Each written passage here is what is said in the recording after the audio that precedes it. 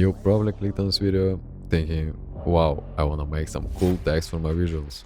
But let's be real, you're here to watch me suffer in Blender for the next 2 or 10 minutes. I have no idea how long this would take. Questioning why I even do this. And you know what? That's fair. Let's go. Step 1. Open Blender. Step 2. Immediately delete the default cube.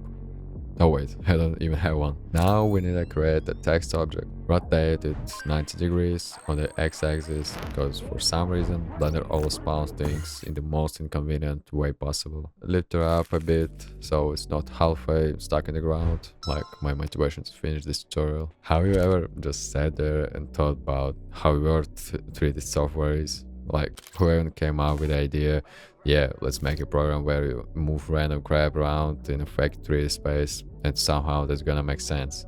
Or is this once again the porn industry's fault? We need a camera, or else we'll be looking at this text from some weird random angle. Like an American high schooler peeking through his bedroom window at his text to teacher neighbor. We add the camera, switch to the camera view, and now at least we know what we are working with. To change the text, just press tab and type whatever you need. Now let's pick a font.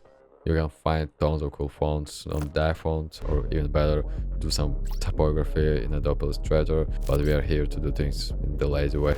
So let's just pick something random and move on. The letters are too close together, like when you're stuck in an elevator with a fat grandma and trying to breathe. Or I'm just stuck in grandma. Yo, convert the text to a mesh, go into edit mode, select one letter, press P, selection, and boom. It's free. Repeat for all letters. Now let's deform them a bit. Enable proportional editing, and when you are moving one vertex, make the others kind of follow along. Once the letters start looking like art, or something we will call art, select them all, go into edit mode, press 3 for face selection, hit A to select everything, then E to extrude. Congrats, your text is now 3D and you're officially a 3D artist. Yo, why do I sound like a dick in my mouth? Now, let's talk about polygons.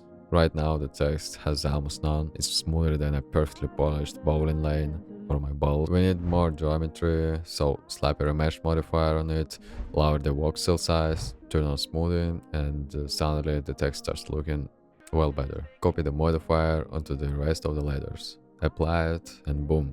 What was once low poly garbage is now slightly less garbage, but high poly. Alright, time to make it shiny. Grab a random metal texture from Blender kit, because I have zero patience to set up materials manually. This one looks nice, whatever. Slap it onto all the letters, switch to render mode, and oh wait, the texture is broken. To fix this, go into mapping and change UV to generated. Now lightning. I want contrast, so I'm using rim lightning for behind text to keep the main part dark while the edges are highlighted. Alright, before rendering, I need to tweak the camera settings because right now it looks way too normal. Switching to panoramic mode, randomly moving sliders around until something interesting happens. I also let's stretch the first and last letter a bit, and now we can render the save as PNG. Now we take this into After Effects. First, I throw on warp to make the text taper a little at the bottom. Then I get distracted and start working on the background. Add a big green circle, blur it, slap on a unihead wave, and suddenly it looks like... I'm not even sure. I keep messing with colors endlessly until I realized I completely forgot about my text.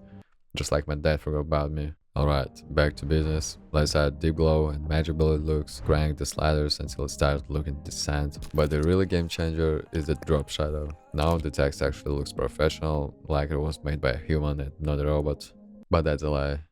Here's the final result, one with the background, one without. Not bad, but why stopping here?